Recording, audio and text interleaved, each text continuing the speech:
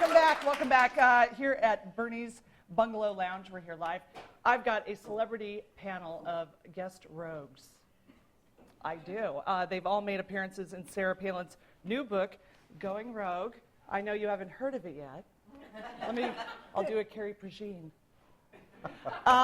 Which is just, taken the nation by storm. It's been Palin-palooza all week. And so I thought, well, how about, we've seen Sarah on every show there is, including if you watch the 700 Club. And not a lot of people that are coming out that were in the book that were sort of thrown under the Straitjacket Express bus. So John Bitney is here. He is a longtime friend of Sarah Palin. I understand you were band with her or something. Remember this? And you were her first legislative director. Yes. And you didn't stay that way forever. You left there in July of 2007, but you are now working for John Harris. That's correct. In the legislature. I'm so glad you're here. Thanks. It took a lot of work. Andrew Halcrow. I'm introducing the thorns before the rose. Andrew Halcrow, two-term Republican state representative, independent gubernatorial candidate who ran against Sarah Palin. I think there was another guy running too. Yeah, Knowles something. Yeah, it's something Knowles. And currently is running for the 2010 Republican primary for U.S. House against Don Young. Andrew is a former KUNI talk show host and proprietor of Avis and AndrewHalcrow.com. I'm glad you're here. And Ann Kilkenny, who has driven in from the Valley. She's a longtime resident and political observer of Wasilla. There's a fun thing to observe. And Ann sent out an email to some friends and family, and it went completely viral. Like, the swine flu has nothing on Ann Kilkenny's letter. And I'm sure that if Sarah could have got a vaccination, she would have had one for people that were reading this. It was the first major shot across Sarah Palin's bow. And just Googling you now, it's over 1 million places that letter is either referenced or printed. I mean, it really was one of the first things out there. So thank you all for being here. And I want to point out something and ask all of your thoughts on this.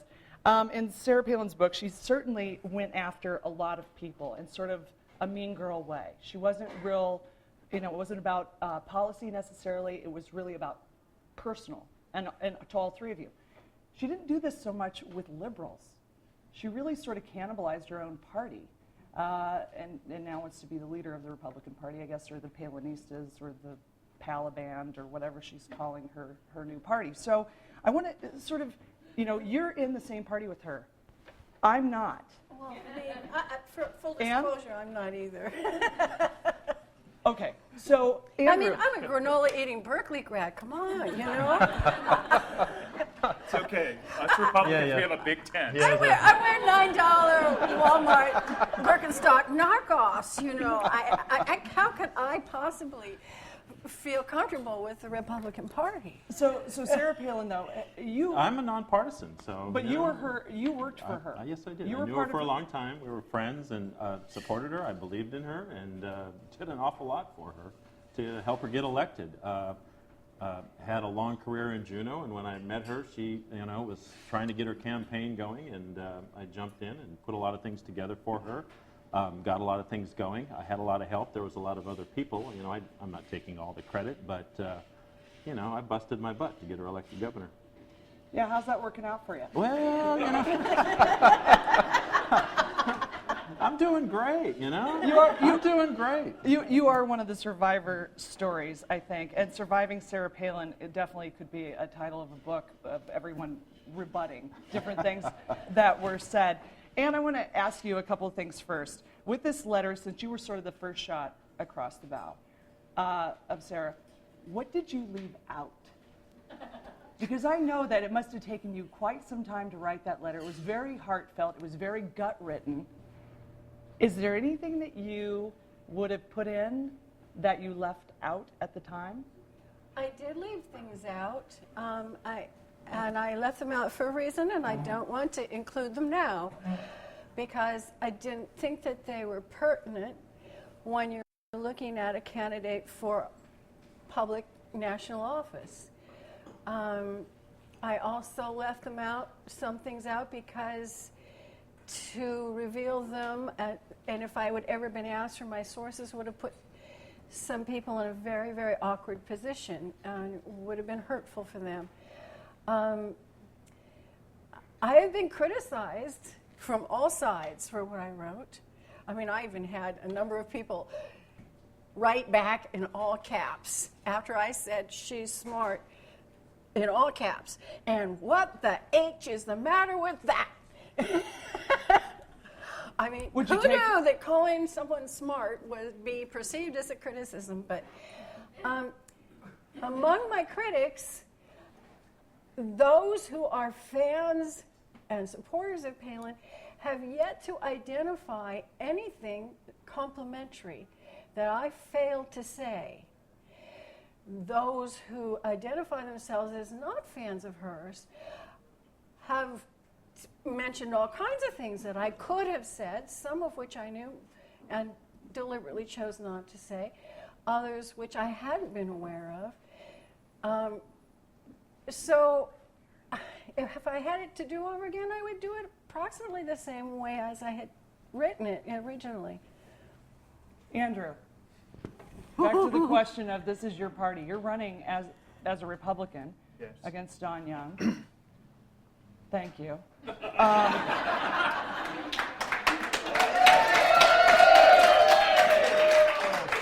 Yeah, I'll be collecting checks after the show. Thank you. I mean, you know, there is this thing about Don. He's an ass, but he's our ass. That's just getting old. And you know, you could be the new ass. No, I'm kidding.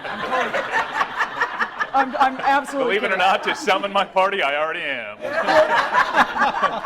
Well, this is your party, and I want to know how you fall into this, and especially after the leader of this party in the state. I mean, how much damage has she been able to do? I think it's odd when you step back and look at it. I mean, I love some of my fellow Republicans because they want to explain it away and say, well, she generates the base, and so that's good. She excites the base.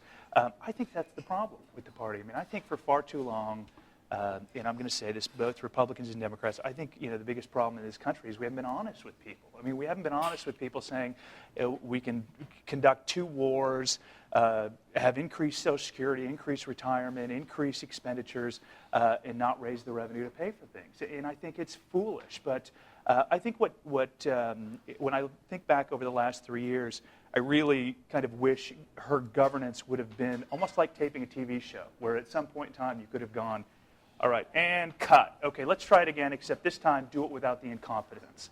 But you can't. I mean, you really can't. And I think it's challenging because I think she has this appeal to the 25% of Republicans out there that really believe that governing is as easy as just sweet-sounding generalities. And it's not. And that's a problem. And the party will continue to be faced with the agenda now or the Sarah Palin, who by far and away has become the face of the Republican Party. I mean, for all intents and purposes, I mean, moderates are no longer welcome, which means, the primaries are going to be dominated by kooks. I mean, honestly. I mean, that's really the situation today, and it's sad. And one of the things that people always say, "Oh, you're so critical of Sarah." Look, I spent 9 months on the campaign trail with her. I spent week in, week out, from Barrow to Juneau to Kodiak, you name it, you name the forum. I mean, I was there on the ground daily, weekly. And so my feelings... Carried around your thick resume and yes, all of that knowledge and everything, right? Exactly. Yeah. When I wasn't driving a limo. And, what disappoints me the most about Sarah is that she had a great opportunity. I mean, this was a woman who was elected the first female governor of the state of Alaska. Right. She had amazing potential. She had the whole state behind her. She could have moved this state forward and addressed problems like rural Alaska, education, public safety. She could have solved the world's problems, but she didn't. And the reason was she never wanted the job. She wanted the campaign. She wanted the pep rally. She wanted to get elected. She didn't want to do the work.